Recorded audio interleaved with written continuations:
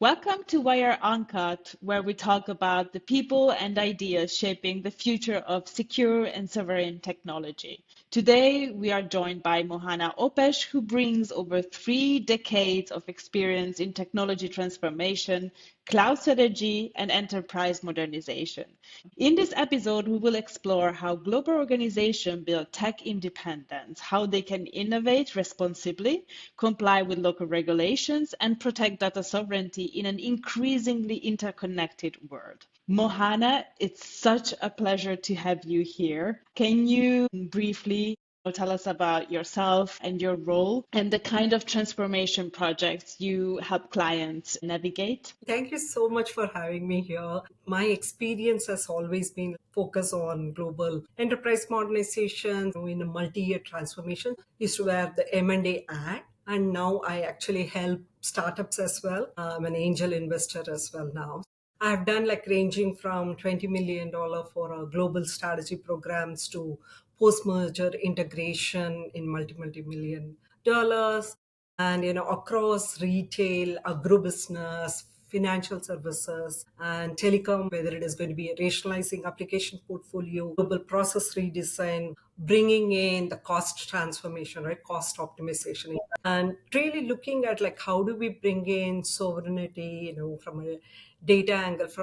To have tech independence is very very important.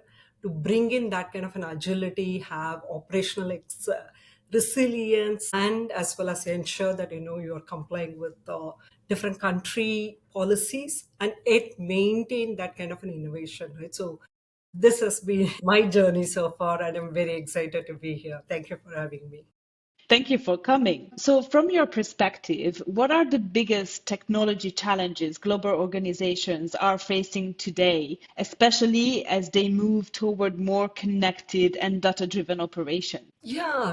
See, organizations, they're kind of like, caught between rapidly innovate and at like, operate in such a way that they are able to have the compliance and then data sovereignty and as well as geopolitical boundaries. The biggest challenge is the fragmentation because there is multi regions and there is with the advent of the cloud, things have changed better, but then there are still legacy platforms that is there which still don't talk to each other, and this kind of creates the risks, the inefficiency, and from a management leadership point of view it limits the visibility. So that is a huge thing, right? With the rising compliance requirement, cross-border data restrictions, and also emerging technologies. So how do you bring in all these things together and ensure that you're bringing a resilient architecture and also embed governance to it into the design itself? So these are the thought leadership that should be there embedded across the resources. It's not just the leadership, it's not just the next level management. That should become the DNA of the company. That's super interesting. And actually, it also leads us to this growing conversation, as you also mentioned about tech independence and how rapidly this is changing. So, about tech independence, how do you define that idea? And why do you think it's becoming such, like a strategic priority for organizations right now? It is about the growing pressure of like regulatory stuff, right? So how do you kind of innovate, ensure that you are able to give in that kind of innovation as the business demands and Mhm. at the compliance? Doing that really very maturely in an organization is becoming a strategic priority. And for me, the real thing is about how quickly you are able to innovate, yet protect sensitive data and as well as maintain operational continuity. I would call tech independence as resilience. So if you are able to bring that and you are able to balance between the regulatory aspect and the technology landscape as it evolves, but the core of human way of thinking remain the same. So the tension also between the US Cloud Act and GDPR, it's a real challenge for global organizations because you have the efficiency of like a major cloud providers on one hand, and then you have the Europe strict data protection principles on the other.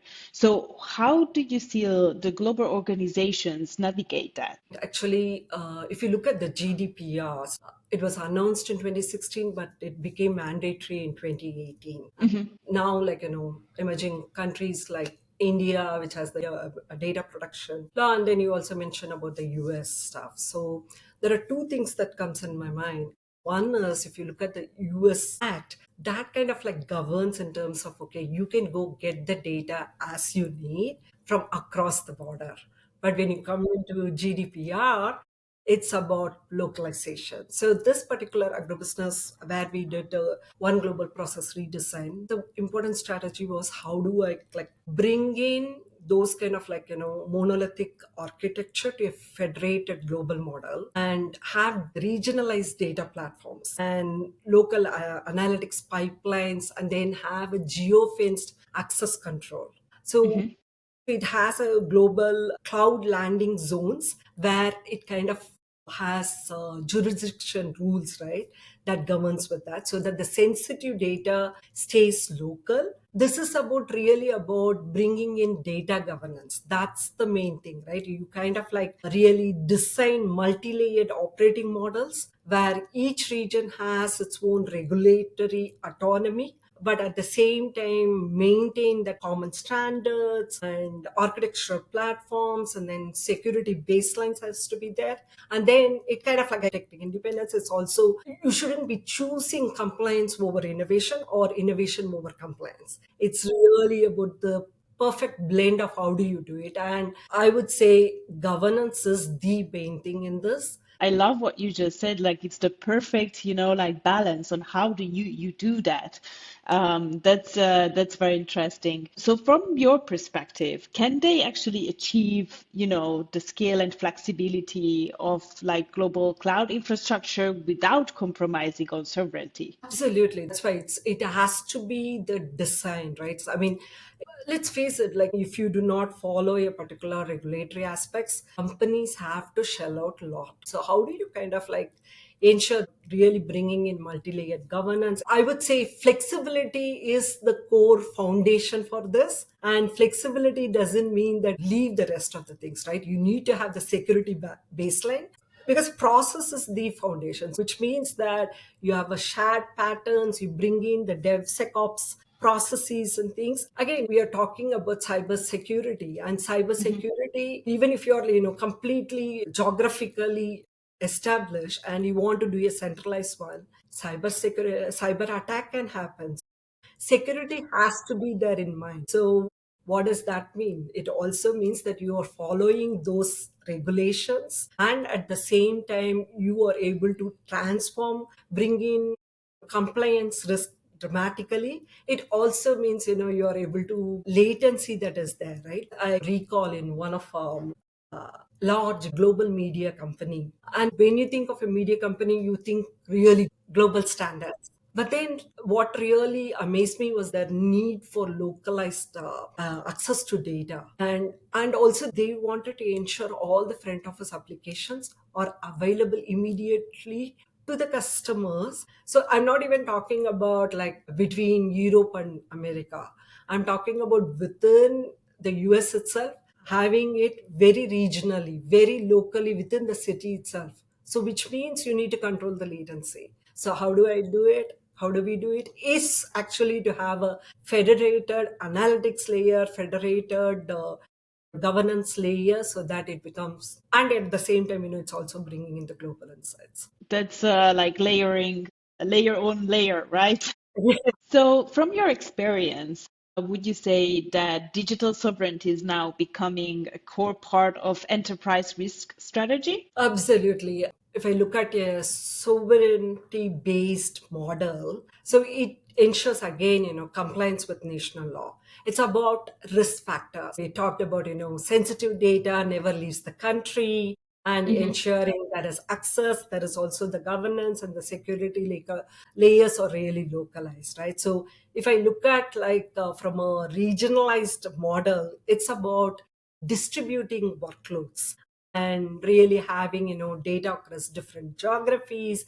How do you optimize performance and then reduce latency again with local regulation? So what I really see is, now that I'm also an angel investor, I'm seeing startups are actually becoming very mature. They are adapting to this from the day one. And of course, they have the luxury of bringing in that kind of a compliance culture. So they're able to combine the automation, policy as a code, tokenization, and federal data analytics, and which kind of like balances, as we talked about, Mhm. compliance, trust, and innovation. So trust is the key, and it is an extremely important, and organizations are definitely gearing up to this. So, how do you see these technologies influencing the next phase of the sovereign digital transformation? So one of the thing is, bringing in the encryption layer, the tokenization, geofenced access control, so that there is good legal and regulatory risks are mitigated. And as well as, another thing that very very important is actually vendor realignment, right? I mean, vendor alignment itself, not even realignment, because contractual and vendor alignment is a very very important one, because not everything is done in-house, right? It's actually done, you bring in a lot of sourcing aspects. So how do you kind of like negotiate those data processing requirements and service level commitments across the cross border obligation is very very important as well. Bringing in that kind of modern technologies, it's, I would say that it is really about design challenge. Mhm. That design thinking is the main thing, where you are, it's not about just done right at one time. It's a evolving process. So that's why I mentioned earlier itself, is that, like, this is a old wine in a new bottle, because what is your culture, how you want to present, what kind of customer experience you want to give in, and what kind of operational resilience you want to bring in, and how agile you need to be, because agility is not like one kind of a silver bullet that is measured on time, right? So it's kind of like ensuring that it stays consistent and compliant throughout. It's kind of like evolving, and it's like, it needs to be enforced across the region. So that is what is very very important. And do you think that those technologies are actually helping organizations gain more control, or do they also create new kinds of dependency and risk? So, see, technology, I mean, I would call it again, like how it used to be, as a rose is a rose is a rose, tool is a tool is a tool, right? So, any technology is how we use it. So, that's why I'm a big, big advocate for governance. So, if Mhm. you're able to do that, then AI or blockchain, it can actually, for everyone, are training models, and they can do it locally. And then blockchain can be used for immutable audit trails, and as well as automation, real-time compliance. But how do you use it? And again, some of today, as we are talking, I'm remembering Shakespeare more than anything. And one of the things he said, I forget the particular play, but this protagonist said that, you gave me language and I know how to abuse you. So Mhm. that's exactly what it is. I mean, the emerging technologies are awesome, but if you do not have that kind of like, governance and design thinking in the organization, then you are abusing it. So that's what it is. And it's funny that I remember that particular quote. It kind of like aptly fits in right here, right? So these aren't just tools. So that is the main thing that we have to understand, is that this can be real weapons, or it can be a strategic enablers which can help organizations to innovate rapidly while embedding sovereignty and trust at the core. That's so very well said. I really love the also, your Shakespeare backlink. It really depends on how you use it. It really depends, if you're gonna use it for your strategy, or you just gonna abuse it, as you said. It's very important to learn even within the organization. So you mentor young professionals, and what tips do you usually share with the next generation starting their careers in technology? Two things, right? I mean, from my own experience. So, in the beginning of my career, I was focused more about mastering my individual skills, like, project management, financial analysis. But what really accelerated my growth was actually to see the bigger picture. How do you kind of look at the processes, people, technology, and business strategy? How does it interconnect? And I also emphasize being curious and at the same time adaptable, right? I mean, being flexible. As I said, technology, I have seen technology really evolve so fast, whether it was mainframe when I didn't even have the phone, right? The cell phone. But today, I mean, you cannot live without that. So So it's true. about yeah. But what has it fundamentally hasn't changed? The core integration layer in terms of, as we talked about, business strategy, the people, process, and technology. How do you kind of bring in all that?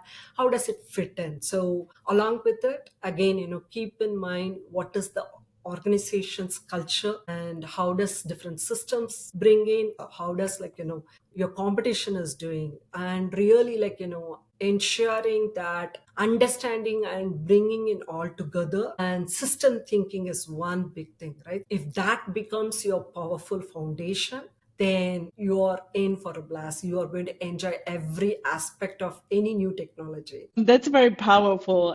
And actually, what I wanted to ask you to close our conversation, what's one thing that you would like our listeners to take away from everything we have discussed today? What has really helped me is actually, especially the young professionals, to get excited about new tools. But I would say study the past and design for the future. So it's important you continuously learn, iterate, and also be prepared for the next phase of transformation.